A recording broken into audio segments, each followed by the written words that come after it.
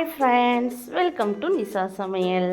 இன்றைக்கி பிரெட் மசாலா பஜ்ஜி தான் நம்ம ரெடி பண்ண போகிறோம். வாங்க எப்படி செய்கிறதுன்னு பார்க்கலாம்.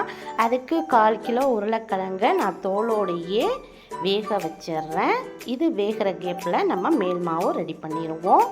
மேல் மாவுக்கு 2 கப் கடலை மாவு, 1/2 கப் அரிசி மாவு, 1/4 டீஸ்பூன் சோடா உப்பு, 1 டீஸ்பூன் உப்பு, 1/2 டீஸ்பூன் மிளகாய்த்தூள், 1/4 டீஸ்பூன் மஞ்சள் தூள், 1/2 டீஸ்பூன் பெருங்காயத்தூள்.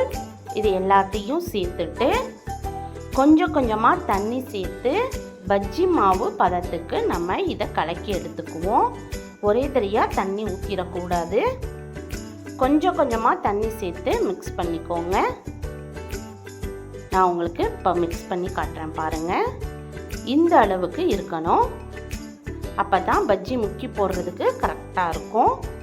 இப்போ வேக வச்ச உருளைக்கிழங்க தோல் நீக்கிட்டு நல்லா மசிச்சு எடுத்துக்கணும்.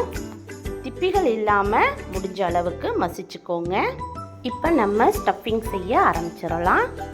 பாருங்கள், அடுப்பில் ஒரு பாத்திரத்தை வச்சுட்டு 1/2 குழிக்கரண்டி நல்லெண்ணெய் சேர்த்துட்டு பெரிய பல்லாரி வெங்காயமாக ஒரு 200 கிராம் நான் கட் பண்ணி சேர்த்துக்கிட்டேன்.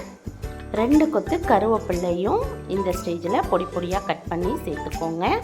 சேர்த்துட்டு ஸ்டஃபிங்க்கு தேவையான உப்பையும் சேர்த்து வதக்கி விட்டுடலாம். ஸ்டஃபிங்க்கு தனியாக உப்பு சேர்த்துக்கோங்க. மாவில் மேல் மாவுக்கு தனியான உப்பை அதில் சேர்த்துக்கோங்க.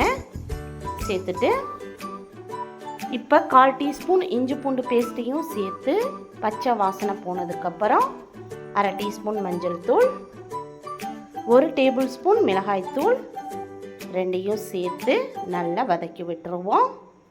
இப்போ மசிச்சு வச்சுருந்த உருளைக்கிழங்கையும் இதில் சேர்த்து இந்த மசாலாவோட நல்லா மசிச்சு கொடுக்கணும். அப்போ தான் ப்ரெட்டு உள்ளே நம்ம ஸ்டஃப் பண்ணும் போது நல்லா ப்ரெட்டோடு சேர்ந்துக்கும். இப்போ ஒரு கைப்பிடி அளவுக்கு மல்லிக்கீரையும் தூவிட்டு இதையும் நல்லா கலரி கொடுத்துட்டு ஸ்டவ்வை ஆஃப் பண்ணிடுங்க. அவ்வளோதாங்க, ஸ்டஃபிங் ரெடி ஆயிடுச்சு. இப்போ ப்ரெட்டுக்குள்ளே நம்ம இந்த ஸ்டஃபிங்கை சேர்த்துக்கலாம். பாருங்கள், நான் ப்ரெட் துண்டுகள் எடுத்துட்டு ஸ்டஃபிங்கை ப்ரெட்டு மேலே தடவி விட்டுருங்க.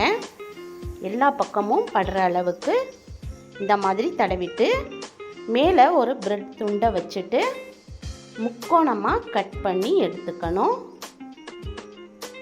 இந்த மாதிரி நம்ம கட் பண்ணி எல்லா பிரெட் துண்டுகளையும் எடுத்துக்குவோம். பாருங்கள், ரெடி ஆயிடுச்சு. இப்போ அடுப்பில் ஒரு பாத்திரத்தை வச்சுட்டு பஜ்ஜி பொரிக்கிற அளவுக்கு எண்ணெய் ஊற்றிக்கோங்க. பிரெட் பஜ்ஜி முங்கி வரணும், அந்த அளவுக்கு எண்ணெய் ஊற்றிட்டு எண்ணெய் காஞ்சிருச்சான்னு செக் பண்ணிவிட்டு இப்போ ரெடி பண்ணி வச்சுருந்த மாவில் பிரெட் துண்டுகளை அப்படியே முக்கிட்டு எண்ணெயில் சேர்த்துடலாம்.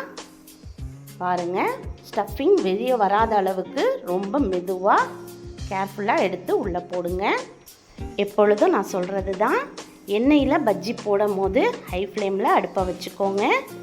பஜ்ஜி எல்லாத்தையும் போட்டதுக்கப்புறம் லோ ஃப்ளேமில் வச்சு நல்லா பொன்னிறமாக 2 பக்கமும் திருப்பி போட்டு பொரித்து எடுத்துக்கணும். அவ்வளோதாங்க, ரொம்ப சூப்பரான பிரெட் மசாலா பஜ்ஜி ரெடி ஆயிடுச்சு. இதை கிச்சப்போட வச்சு சாப்பிட்டு பாருங்கள், அவ்வளோ சூப்பராக இருக்கும். நீங்களும் சாயங்கால நேரத்தில் பசங்களுக்கு ரெடி பண்ணி கொடுத்துட்டு நீங்களும் சாப்பிட்டு பாருங்கள். எப்படி வந்துச்சுன்னு எனக்கு கமெண்ட் பாக்ஸில் கமெண்ட் பண்ணுங்கள். இந்த வீடியோ உங்களுக்கு பிடிச்சிருந்தா லைக் பண்ணுங்கள், ஷேர் பண்ணுங்கள், கமெண்ட் பண்ணுங்கள். மறக்காமல் நம்ம சேனலுக்கு சப்ஸ்கிரைப் பண்ணிக்கோங்க. அப்படியே பக்கத்தில் உள்ள பெல் ஐக்கானையும் கிளிக் பண்ணிடுங்க. அப்போ தான் நான் போடுற வீடியோ எல்லாமே உடனே உங்களை வந்து சேரும். மீண்டும் ஒரு நல்ல வீடியோவோட நான் உங்களை வந்து சந்திக்கிறேன். தேங்க்யூ ஃபார் வாட்சிங்.